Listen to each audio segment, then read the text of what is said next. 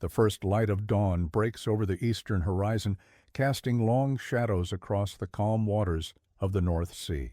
Silhouettes appear in the distance, at first barely distinguishable from the morning mist. The monks of Lindisfarne, already awake for their morning prayers, pause at the strange sight. What begins as curiosity soon transforms into terror as the unmistakable shape of dragon-headed prows emerges from the fog. The year is 793, and England is about to change forever. Before we begin this journey into the Viking Age, tell me in the comments, where are you watching from? It's always fascinating to see our community of history lovers spread across the world. And if you're new here, don't forget to subscribe and enable notifications. Every subscription helps us keep exploring the real stories behind the legends. Now, let's begin. The world of 8th century England was one of relative stability. The island had settled into a patchwork of Anglo-Saxon kingdoms, with monasteries dotting the coastlines and rivers, centers of learning, wealth, and Christian faith. These sacred places stood undefended, for who would dare attack the house of God? The English shores had known peace for generations, with local disputes settled through negotiation and occasional warfare between rival kingdoms. The Anglo-Saxons had established themselves as farmers, craftsmen, and traders, building a society that valued order and hierarchy. Their ships were sturdy but slow, designed for transportation rather than speed, flat-bottomed vessels that hugged the coastlines, never venturing far from shore. Far to the north, beyond the wild seas, another world was taking shape. The Scandinavian peninsula, with its harsh winters and brief summers, had forged a resilient people. For centuries, these Norse communities had developed in relative isolation, their settlements nestled between towering fjords and dense forests. Life in this unforgiving landscape demanded cooperation, strength, and resourcefulness. Extended families lived together in longhouses, sharing warmth and resources through the bitter winters. Their society was structured around concepts of honor, loyalty, and fate, ideas embodied in their rich mythology of gods who themselves were not immortal, but bound by word, or destiny, toward an inevitable end at Ragnarok. These Northmen were not simply warriors, though warfare was indeed integral to their culture. They were farmers who worked the thin soils of valley floors, herders who moved their livestock to summer pastures, and fishermen who braved treacherous waters. Their craftsmanship was remarkable. Their metalwork, wood carving, and textile production reflected both practical necessity and artistic expression. The Norse craftsmen understood the materials of their world intimately, knowing precisely how to work iron, shape wood, and weave fabric to withstand the harsh northern elements. The Norse worldview was shaped by their environment. The long, dark winters and brief, intense summers created a people who understood the precarious nature of existence. Their myths spoke of a world created from ice and fire, maintained through a delicate balance of opposing forces. The gods themselves were not omnipotent but subject to fate, ultimately destined to fall at Ragnarok, the twilight of the gods, though a new world would emerge afterward. This acceptance of inevitable endings, yet hope for renewal, permeated their culture, creating a society that valued present deeds over distant salvation. Life in these northern communities followed the rhythm of seasons. Winter was a time of storytelling and craftsmanship, of repairs and preparations, when families gathered in longhouses around central hearths, their livestock often sharing the space for warmth. Spring brought planting and fishing, summer the tending of crops and raiding, autumn the harvest and slaughter of animals that could not be fed through winter. Women managed households that were economic centers of production, processing wool, brewing ale, preserving food, and crafting textiles. Men worked the fields, hunted, fished, and when necessary, fought to protect their communities or increase their wealth and status. The social structure of these communities was hierarchical, but with elements of egalitarianism unknown in much of Europe. At the top stood jarls or chieftains, men whose wealth, ancestry, and proven abilities earned them followers. Below them were carls, free farmers who owned their land and had voice in the assembly where disputes were settled and communal decisions made. At the bottom were thralls, slaves captured in raids or born into bondage, though even they might eventually purchase or earn their freedom. Women, while excluded from some spheres, held considerable authority within households and could own property, initiate divorce, and in exceptional cases, lead communities. Religion permeated daily life, though not in the institutional form familiar to Christian Europe. There were no priesthood castes, no sacred texts, no formal catechism. Instead, religious practice centered on maintaining proper relationships with various powers, the Aesir and Vanir, two groups of gods, land spirits, and ancestors. Rituals marked seasonal transitions, accompanied important life events, and sought to ensure good harvests and protection.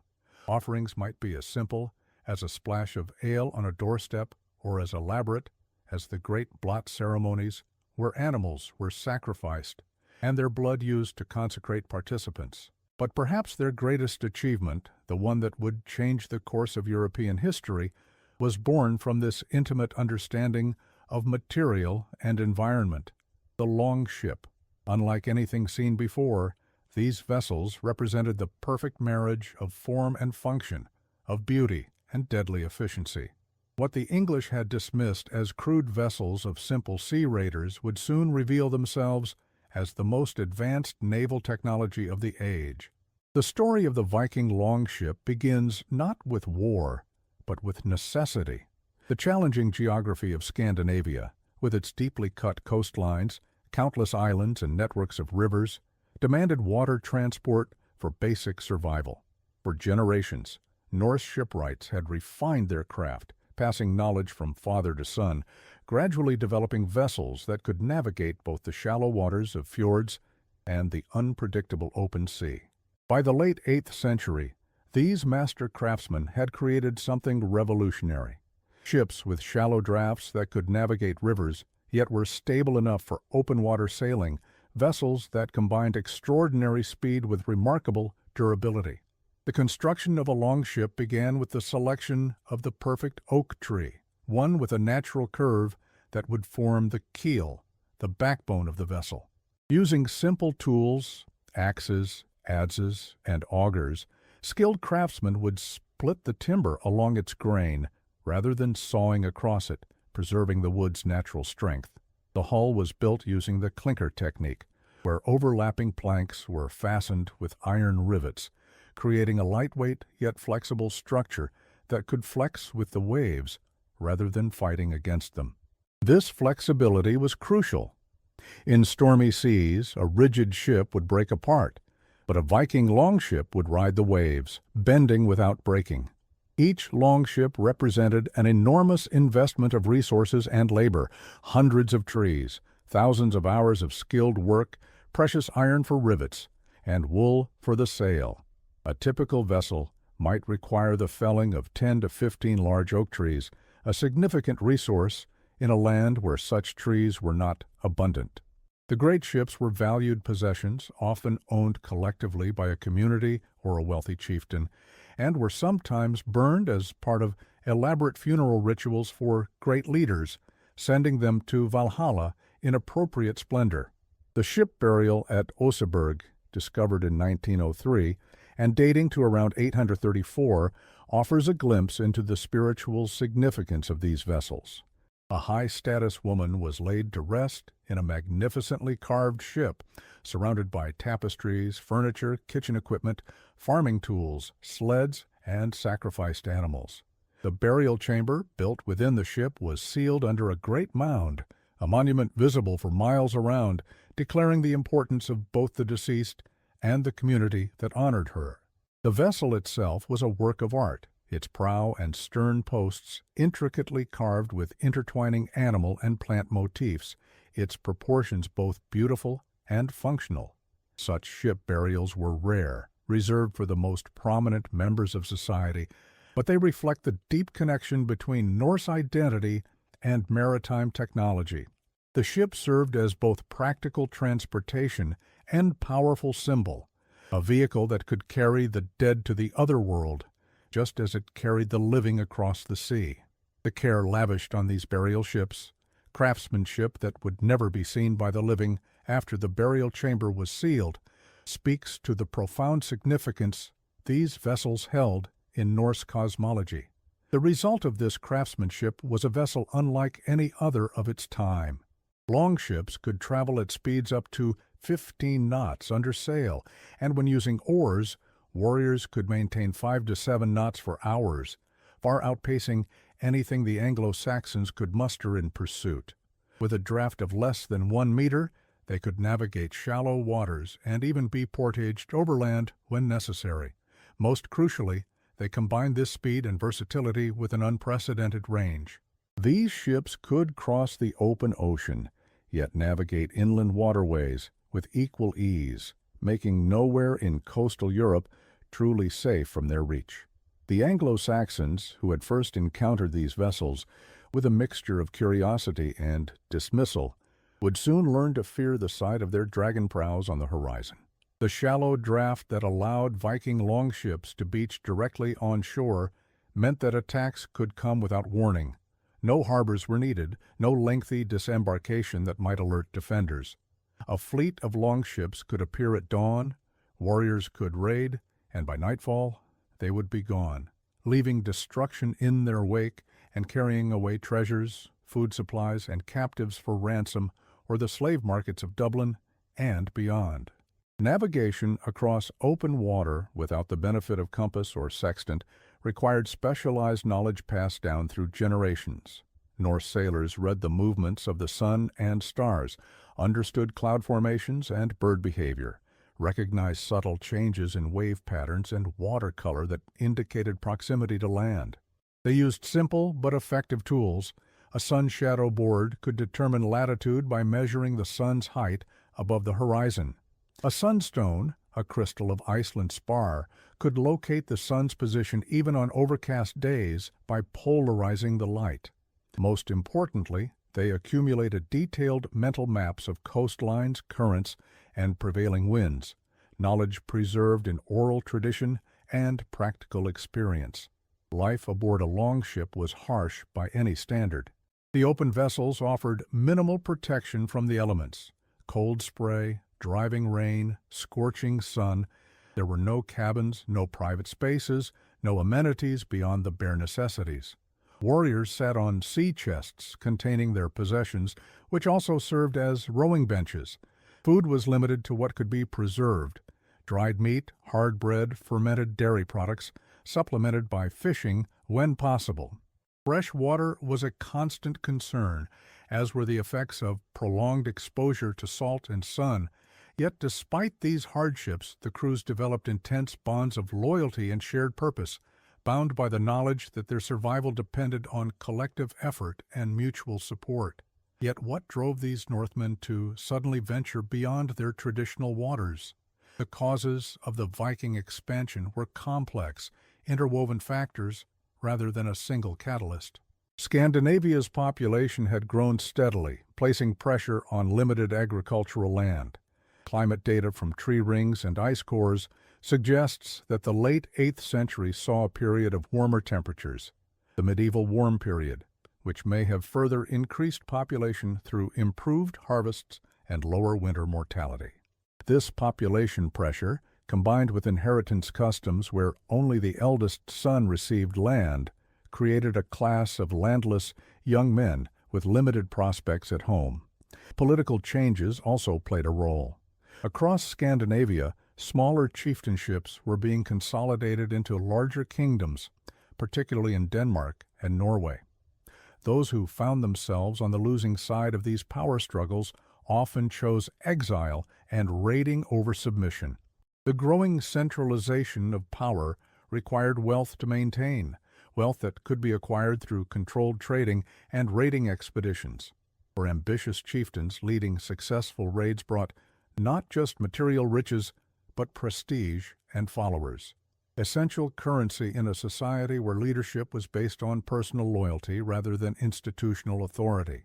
Perhaps most significantly, the Norse had become aware of the wealth accumulating in the monasteries and trading centers of Western Europe, undefended wealth, often in portable form, such as precious metals, jewels, and sacred objects fashioned from gold and silver. Early trading contacts had given them knowledge of European geography and the vulnerability of certain targets. The longship made these tempting prizes suddenly accessible. The initial Norse forays were small-scale affairs, tentative explorations rather than full-scale invasions. But the success of these early raids and the virtual absence of effective coastal defenses encouraged more ambitious expeditions. The attack on Lindisfarne in 793 represents a watershed moment, not because it was the first Viking raid, but because it struck at the heart of Anglo-Saxon religious and cultural identity. The monastery of Lindisfarne, founded by the revered Saint Aidan in 635, was a center of Christian learning and spirituality. The Lindisfarne Gospels, an illuminated manuscript of extraordinary beauty, had been created there. The shock of this sacred place being violated reverberated throughout Christian Europe. The Anglo-Saxon Chronicle records the event with palpable horror. In this year, fierce foreboding omens came over the land of Northumbria. There were excessive whirlwinds, lightning storms, and fiery dragons were seen flying in the sky. These signs were followed by great famine, and on January 8th the ravaging of heathen men destroyed God's church at Lindisfarne. Alcuin of York, a leading scholar at Charlemagne's court, wrote in anguish, "Never before has such terror appeared in Britain as we have now suffered from a pagan race. The church of St. Archist Cuthbert is spattered with the blood of the priests of God, despoiled of all its ornaments." The psychological impact of these raids cannot be overstated. For the Anglo-Saxons, the attacks seemed to come from nowhere, swift, brutal, and incomprehensible. The raiders appeared to have no respect for the sanctity of churches, for the persons of priests or monks, for the distinction between combatants and non-combatants that governed warfare among Christian kingdoms. The Vikings did not come to conquer territory initially, but to take portable wealth and depart, a concept of warfare alien to the settled agricultural societies they targeted. For the monks of Lindisfarne, the attack must have seemed apocalyptic, as if the end times prophesied in Revelation had arrived. They had devoted their lives to prayer, to the creation of beautiful manuscripts, to the preservation of learning in a world still recovering from the collapse of Roman order. The sacred objects they had crafted with such devotion, chalices, reliquaries, illuminated gospels, were torn from altars and carried away as mere treasure. Their brothers were cut down before their eyes, their sanctuary defiled. Some were taken captive, destined for ransom if they were fortunate, for slave markets if they were not. The first encounters were characterized by cultural misunderstanding on both sides. The Norsemen, still largely pagan, saw Christian monasteries simply as storehouses of wealth, not as sacred spaces. They did not recognize the special status of priests and monks. Indeed, the concept of men who did not fight would have seemed strange, even unnatural to them. From the Norse perspective, the riches of the monasteries were legitimate prizes, there for the taking by those bold enough to seize them. For their part, the Anglo-Saxons initially failed to comprehend the nature of the threat. They saw the raiders as simply another barbarian people, like those that had troubled the Roman Empire centuries earlier. They did not understand that they were facing not a migration or an invasion in the traditional sense, but a new kind of warfare, one defined by mobility, surprise, and the exploitation of defenseless targets. Their initial responses were ineffective. Prayers for deliverance, payments to make the raiders go away, attempts to fortify individual settlements rather than coordinate defense. The English ships, designed for trade rather than warfare, were no match for the swift longships. When Viking raiders were spotted, local defenses might be mustered, but by the time warriors gathered, the Norsemen would have completed their raid and returned to sea. Attempts to pursue them were futile, Anglo-Saxon vessels could not match the speed or maneuverability of the longships. Even when defenders arrived in time to confront the raiders directly, they faced warriors who lived by a martial code, who had trained for combat since childhood, and who were often equipped with superior weapons forged in the renowned smithies of Norway and Denmark. The weapons carried by Norse warriors reflected both practical combat needs and cultural values. The sword, often pattern-welded with intricate designs worked into the blade, was more than a weapon. It was a symbol of status, often passed down through generations, sometimes bearing names and histories of its own. But it was the axe that became emblematic of Viking warfare, a versatile weapon that could be wielded with devastating effect, capable of breaching shields and armor with its concentrated force. Spears provided reach in formation fighting, while knives served as both tools and last-resort weapons. The iconic round shield, often painted with distinctive designs, provided mobile protection, its iron boss capable of deflecting sword cuts and forming an offensive weapon in its own right when used to punch or unbalance an opponent. The initial raids focused on vulnerable, wealthy targets, primarily monasteries and small trading centers along the coasts and rivers. Lindisfarne in 793 was followed by attacks on Jarrow in 794, Iona in 795, and Rathlin in 795. These early raids were seasonal. Warriors would set out in spring after the planting was done at home and return before harvest time with their plunder. The raiding parties were relatively small, perhaps 2 to 5 ships carrying 30 to 60 warriors each. Their tactics were simple but effective. Approach quietly, land quickly, overwhelm any resistance, take portable wealth, and depart before a substantial force could be organized against them. But as the rewards of these expeditions became known throughout Scandinavia, the scale of the raids increased. By the 830s and 840s, fleets of 50 to 100 ships were not uncommon, carrying thousands of warriors capable of overwhelming larger settlements and venturing deeper inland. The raiders began to establish temporary bases, fortified camps where they could secure their ships and plunder, and from which they could launch further attacks into the interior. These bases, often on islands at river mouths, provided safe havens where the Vikings could repair their ships, divide their spoils, and plan their next moves. The island of Thanet at the mouth of the Thames became one such base, as did Sheppey slightly upriver. From these positions, Norse raiders could strike at Canterbury, London, and the rich lands of Kent and Essex. The Isle of Wight played a similar role for attacks along the southern coast, while Lindisfarne itself, after its initial devastation, sometimes served as a staging ground for further raids into Northumbria. These temporary settlements were not intended to be permanent. They were military encampments rather than colonies, but they represented a significant evolution from the hit-and-run tactics of the earliest raids. The Anglo-Saxon kingdoms, which had long competed with each other for dominance, now faced a common threat, but struggled to mount a unified response. Each kingdom focused on protecting its own territories, often at the expense of its neighbors. Some rulers attempted to buy peace through payments of silver and gold, Dangeld, as it would later be called. These payments might secure temporary respite for one kingdom, but they also financed larger raids against others and demonstrated the profitability of threatening settled communities. The technological superiority of the longship transformed not just the nature of warfare, but the geography of vulnerability. Previously, inland settlements had enjoyed natural protection by virtue of their distance from the coast. Now, with vessels that could navigate far up rivers like the Thames, the Humber, the Tyne, and the Trent, nowhere within reach of navigable water was truly safe.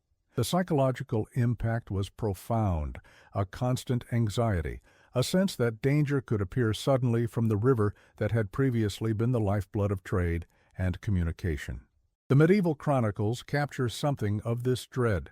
The Anglo-Saxon Chronicle entry for 851 records. In this year, the heathen men remained over winter on Thanet. And in the same year came 350 ships into the mouth of the Thames, and they stormed Canterbury and London, and they put to flight Beorhtwulf, king of the Mercians. The Annals of St. Burton describe how Vikings burned towns, devastated fields, set fire to houses, took prisoners, committed murder everywhere, until none could withstand them or impede the destruction they wrought. The development of the longship had created a profound strategic asymmetry. The Vikings could choose when and where to strike, while the English were forced into a reactive posture, always responding to attacks after they had begun, never able to anticipate where the next blow would fall. The mobility conferred by the longship allowed raiding parties to concentrate overwhelming force at a chosen point, then disperse before a counterforce could be mobilized. This asymmetry persisted for decades, only gradually diminishing as the Anglo-Saxon kingdoms developed new defensive strategies and naval capabilities of their own. Yet as the 9th century progressed, the nature of Norse engagement with England began to change. What had begun as seasonal raiding gradually evolved into something more complex. Some Vikings began to overwinter in England rather than returning to Scandinavia, suggesting a shift from pure raiding to a more sustained presence. The great heathen army that arrived in East Anglia in 865 marked a turning point. This was not simply a raiding party, but a force intent on conquest and settlement. Led by the sons of Ragnar Lothbrok, Ivar the Boneless, Halfdan, and Ubba, this army employed sophisticated strategies that belied the image of Vikings as mere barbarians. They used their mobility to outmaneuver the forces sent against them, struck at centers of political power rather than just wealthy monasteries, and played Anglo-Saxon kingdoms against each other through tactical alliances and calculated betrayals.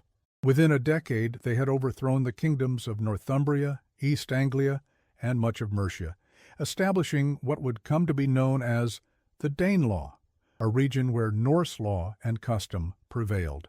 The great heathen army's campaigns revealed another dimension of Viking warfare, their adaptability.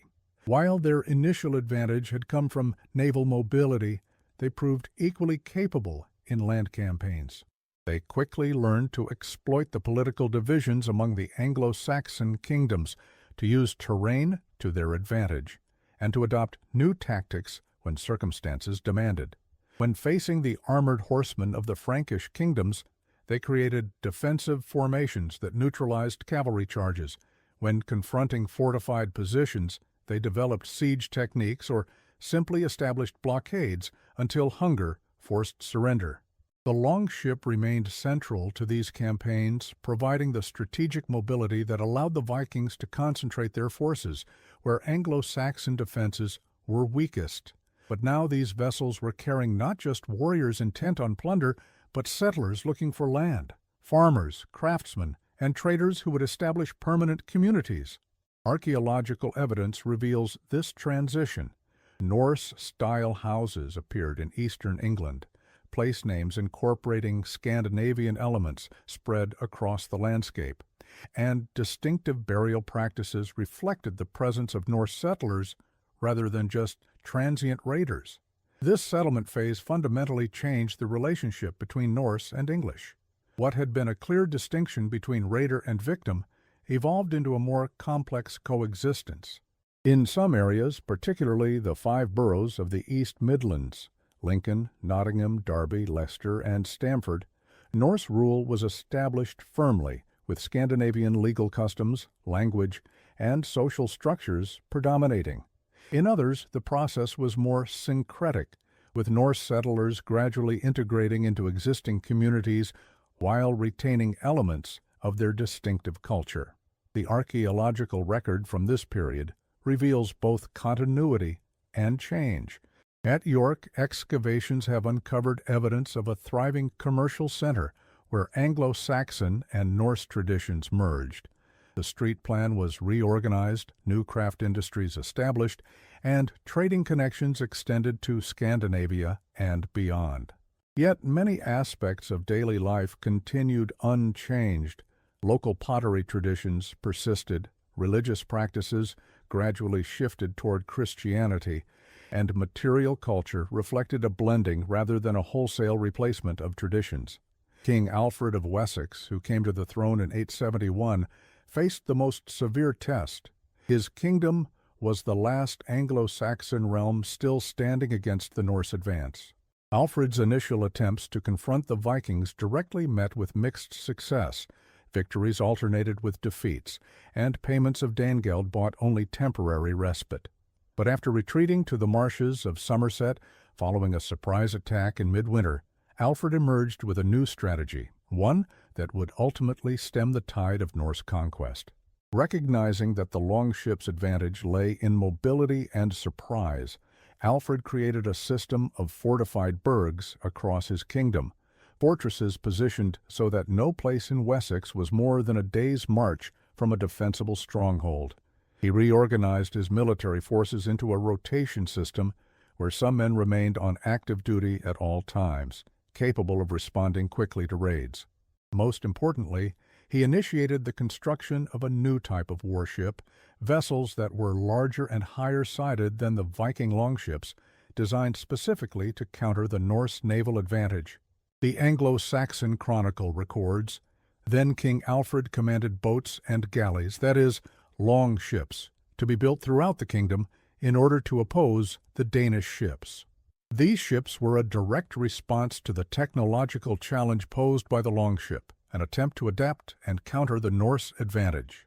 While not as swift or versatile as the Viking vessels, Alfred's ships were better suited for the defensive warfare he needed to wage, capable of blocking rivers and harbors, intercepting raiding parties and engaging Viking fleets in the narrower waters, where the longships' maneuverability conferred less advantage. Alfred's naval innovations represent the first glimmerings of what would later become the English naval tradition. They were a testament to his recognition that the control of waterways was essential to the security of his kingdom. In 896, the Chronicle records a naval battle in which Alfred's new ships defeated a Viking fleet, a sign that the technological gap was narrowing and that the English were learning to counter the threat that had so devastated their lands.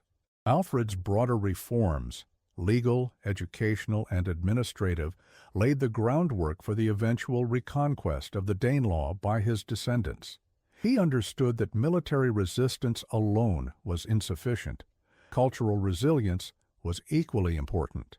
His translation program, which rendered key Latin texts into Old English, sought to rebuild the intellectual foundations that had been devastated by the destruction of monasteries. His legal code incorporated elements of biblical law and existing Anglo-Saxon custom into a coherent whole, providing a framework for governance that could withstand the disruptions of continued conflict. The Treaty of Alfred and Guthrum in 886 established a boundary between Wessex and the Danelaw, acknowledging the reality of Norse settlement in eastern England, but also marking the limit of Viking expansion. The agreement represented a new phase in Anglo-Norse relations, one of coexistence rather than constant warfare, where cultural and economic exchange could begin to moderate the earlier hostility. Alfred's grandson, Ethelstan, would take the offensive, gradually reconquering the Danelaw and establishing for the first time a unified Kingdom of England. His victory at Brunanburh in 937, celebrated in a famous Old English poem, marked the defeat of a combined force of Vikings, Scots, and Strathclyde Welsh. The poem's triumphant tone reflects the growing confidence of the English in confronting the Norse threat. Never before in this island was there a greater slaughter of people felled by the sword's edge. Before this, as books and aged scholars tell us, since Angles and Saxons came here from the east. The chronicles and sagas that record these events offer glimpses into how each side viewed the other. In Norse literature, England appears as a land of wealth and opportunity, its defenders sometimes respected for their courage, but often portrayed as soft, corrupted by luxury and Christian piety. In English sources, the Vikings are initially described in apocalyptic terms, as God's punishment for the sins of the English people, but gradually come to be depicted in more nuanced ways as trading partners, settlers, and eventually converts to Christianity. Cultural exchange went in both directions. The Norse who settled in England gradually adopted Christianity, though often maintaining elements of their pagan worldview within the new framework. Churches in areas of Norse settlement sometimes featured stone carvings that blended Christian imagery with motifs from Norse mythology. Christ might appear alongside representations of Ragnarok, or Christian symbols might be rendered in the distinctive intertwining style of Norse art. Conversion was rarely a sudden or complete break with the past, but rather a gradual reinterpretation of existing beliefs through a new lens. The Norsemen who settled in England brought with them not just their ships and weapons, but their language, their legal traditions, their artistic styles, and their trading connections. Many Norse words entered the English language, everyday terms like sky, egg, husband, window, and Thursday. Norse influence on English grammar simplified some of the more complex Anglo-Saxon structures. In areas of dense Norse settlement, distinctive legal practices evolved. The concept of the jury trial may owe something to Scandinavian things or assemblies. Trade networks that had been disrupted by the initial violence of the Viking Age gradually reformed and expanded. The longship, which had first appeared on English shores as an instrument of terror, became a familiar sight in ports and river towns, now often carrying amber from the Baltic, walrus ivory from the North Atlantic, or furs from the northern forests. York, once the capital of Anglo-Saxon Northumbria, was transformed into Jorvik, a thriving commercial center with strong connections to Scandinavian and Baltic trading communities. Archaeological excavations at Coppergate and York have revealed the vibrant urban life of this period. The remains of workshops show production of textiles, leather goods, jewelry, and iron tools. Imported goods, silks from Byzantium, pottery from the Rhineland, coins from across Europe and the Islamic world, testify to York's position within extensive trading networks. The material culture reflects a cosmopolitan community where Norse, Anglo-Saxon, and Celtic traditions mingled, creating distinctive hybrid styles in art and craftsmanship. As the generations passed, the distinction between Norse settler and Anglo-Saxon native began to blur. Intermarriage was common, especially among the higher ranks of society where alliances through marriage offered political advantages. By the late 10th century, many inhabitants of the Danelaw had mixed ancestry and cultural affinities. Christianity provided a common cultural framework as Norse settlers gradually converted, though elements of pagan belief lingered in folk customs and place names. The longship itself evolved as its role changed. The sleek, dragon-proud warships that had struck terror into monastery communities gave way to broader, deeper vessels, better suited for carrying cargo. The Nar, a Norse merchant vessel developed during this period, sacrificed some of the longship's speed and maneuverability for greater cargo capacity and seaworthiness. These ships extended Norse trading networks across the North Sea, the Baltic, and beyond, reaching as far as Constantinople and the Caspian Sea. Yet the threat of Viking raids never entirely disappeared. A new wave of attacks began in the late 10th century, culminating in the conquest of England by Knut the Great in 1016.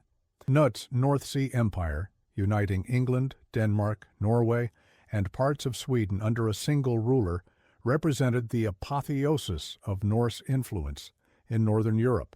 For a time, England was governed from Scandinavia rather than Scandinavia being raided from England, a complete reversal of the earlier relationship.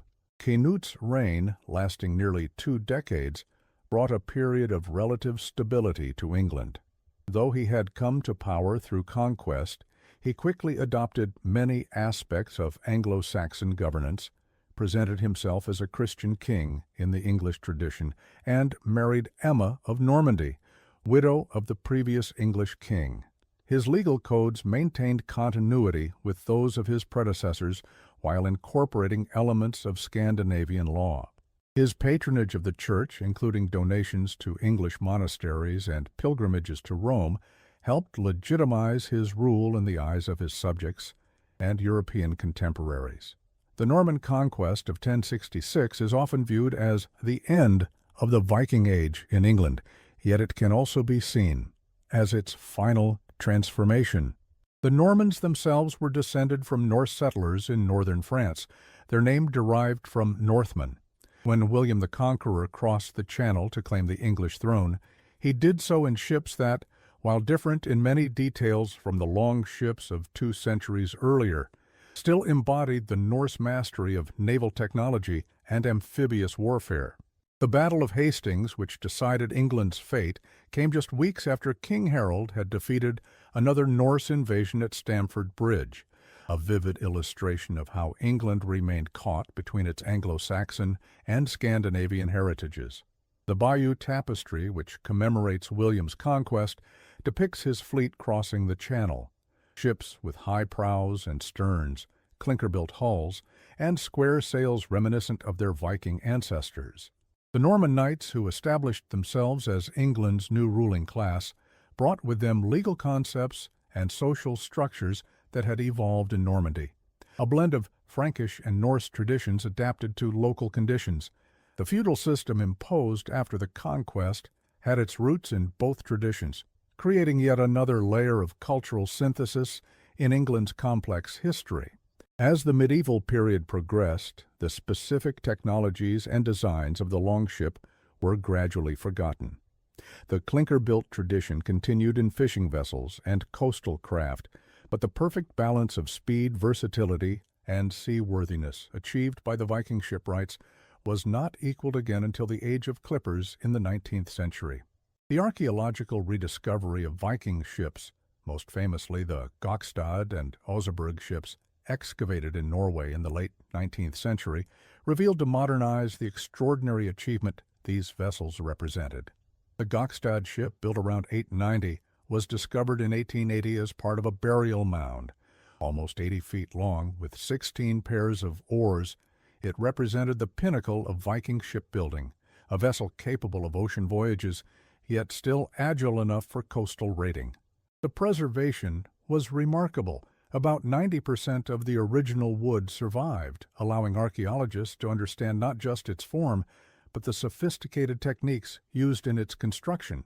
The overlapping planks were joined with iron rivets, each carefully clenched over a small iron plate on the inside of the hull. Gaps between planks were caulked with animal hair soaked in pine tar, creating a watertight seal. The oar ports could be closed when under sail, preventing water from entering in rough seas. Every element reflected generations of accumulated knowledge, of lessons learned through trial and error in some of the world's most challenging waters.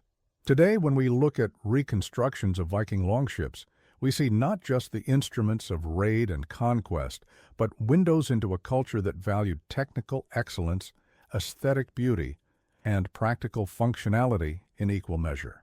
The ships embody the Norse worldview, their belief in facing the unpredictable forces of fate with courage and skill, their understanding that survival required both individual daring and community cooperation, their recognition that the boundary between life and death was as thin and permeable as the planking that separated them from the cold waters below. Modern reconstructions of Viking ships have demonstrated their remarkable capabilities. The Viking Ship Museum in Roskilde, Denmark, has built and tested several replicas based on archaeological finds. These experimental voyages have shown that longships could indeed achieve the speeds recorded in historical accounts, could navigate open ocean and shallow rivers with equal facility, and could withstand conditions that would challenge modern vessels.